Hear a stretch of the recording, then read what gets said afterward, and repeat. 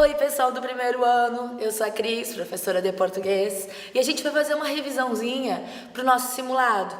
A gente sabe que a abrangência do nosso conteúdo é muito legal.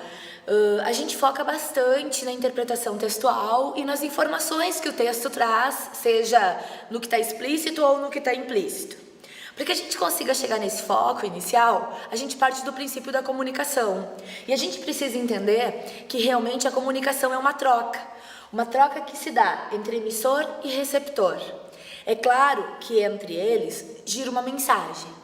Essa mensagem, ela é codificada para que haja um canal de comunicação que exerça a sua função real. O que a gente precisa? Por que isso é tão importante? Por que a comunicação é importante? Nós, como receptores textuais no processo de interpretação de texto, nós precisamos entender como esse código é passado, qual a informação vem dali. E aí, gente, a gente não pode esquecer que há uma ideia principal que gira o nosso texto. Ao redor dela viram informações que são secundárias, terciárias, mas que complementam todo esse foco textual. A gente vai ter neles uma finalidade discursiva e que, para que vocês tenham um bom desempenho, vocês têm que ter um conhecimento prévio, que é o que a gente faz todo dia em aula. A gente vai trazendo conteúdos variados, discutindo, elaborando opiniões, para que vocês tenham um bom vocabulário e um bom conhecimento prévio. Isso tudo precisa ficar focado em dois princípios de linguagem que são muito importantes agora, que é a linguagem verbal e a linguagem não verbal. Os nossos textos, quando a gente fala em Enem, quando a gente fala no nosso simulado FTD, a primeira linguagem que a gente foca é a linguagem verbal. Por quê? Porque através dela vem as informações que estão escritas. Porque a linguagem verbal, ela utiliza a palavra. Enquanto a linguagem não verbal, ela está focada no código. O que é muito legal é que a gente cada vez mais tem essa união formando uma linguagem mista. E essas linguagens, verbal e não verbal, elas traduzem para a gente um grau de significação muito grande dentro das questões. Eu tenho elementos que são muito fortes ali, tanto de ordem verbal quanto não verbal. Não esqueçam jamais de olhar as fontes. A gente fala muito sobre isso, né, quando a gente trabalha com algum texto. A fonte, ela traz uma carga muito grande de informações e ela não pode ser deixada para trás. Além disso, a gente precisa lembrar que essa linguagem, ela apresenta dois níveis. A linguagem que é coloquial, que a gente está todo dia falando nas trocas, nas conversas, e a linguagem formal, que é a linguagem da gramática normativa, que é a linguagem que a gente trabalha quando a gente constrói um texto culto, uma linguagem culta. A gente tem também que trabalhar com denotação e conotação. A denotação e a conotação nas nossas interpretações, elas são muito legais. Elas permitem um diálogo muito grande em sala de aula. E aí no texto, estou lá fazendo a minha prova, qual a importância? É lembrar que a denotação, ela tem sentido próprio, sentido literal. Enquanto a conotação, ela tem um sentido figurado. Ela vai apresentar diversos significados, levando a algumas ideias subjetivas. Além disso, é muito importante que a gente veja também a variação linguística. Não esqueçam que durante todo o tempo que a gente vem trabalhando os capítulos dentro dos módulos, que a variação linguística tem sido um ponto que volta todo o texto que a gente trabalha. Por quê? A gente foca muito nas regiões e as informações que cada uma das regiões traz para a gente, seja de âmbito cultural, seja de âmbito linguístico, seja de âmbito... agora eu vou ter que parar. Vou voltar na variante. Começa na... Tá? Na linguística? Isso, pode deixar. Outro ponto muito importante que a gente trata todo dia em aula, porque na verdade no transcorrer do tempo a gente nunca cortou, é a variação linguística. A variação linguística ela é extremamente importante porque a gente sabe que a língua é um sistema e cada uma das partes que constituem esse sistema, ela tem formas diferentes de expressão e nós não podemos invalidá-las.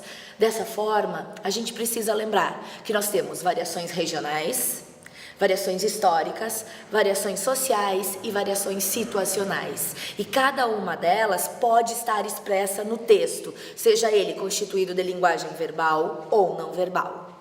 Além disso, pessoal, eu quero que no momento que vocês vão fazer uma questão de interpretação, vocês não esqueçam de separar fato e opinião.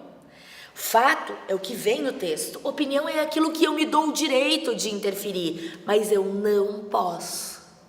Eu não posso colocar minha ideia acima da ideia do autor.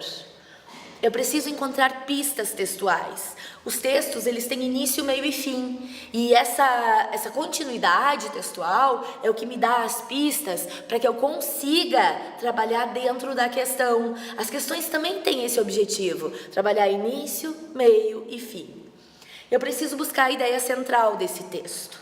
Eu preciso também trabalhar com causa e consequência. As questões, muitas vezes, elas têm nos enunciados esse foco. Causa, consequência do problema. Não esqueçam, um problema que ele é dito pelo autor e não criado por mim. Levantamos hipóteses dessa leitura, só que essas hipóteses, elas precisam estar fortificadas dentro das justificativas para cada uma das alternativas. Além disso, pessoal, nós temos também a parte gramatical. E na parte gramatical, um dos pontos mais interessantes é que a gente está retomando conteúdos que são lá do ensino fundamental. Vocês viram que nada é muito novo para vocês. Então, um dos primeiros elementos que a gente trabalhou foi na análise sintática, a classificação do sujeito. E a gente sabe que o nosso sujeito é classificado como simples composto, desinencial, indeterminado ou inexistente, trazendo as características e regras de cada um que nós trabalhamos em sala de aula e fortificamos com exercícios. Além disso, eu quero que vocês deem uma analisada na colocação pronominal. Não esqueçam, a colocação pronominal, ela é sempre a posição que o meu pronome oblíquo tem em relação ao meu verbo. Se esse pronome oblíquo estiver localizado antes do verbo, a gente vai ter um caso de próclise. Se ele estiver localizado no meio do verbo, a gente tem um caso de mesóclise. Se ele estiver localizado depois do verbo, a gente tem um caso de ênclise. Qual é o primeiro que a gente descarta sempre?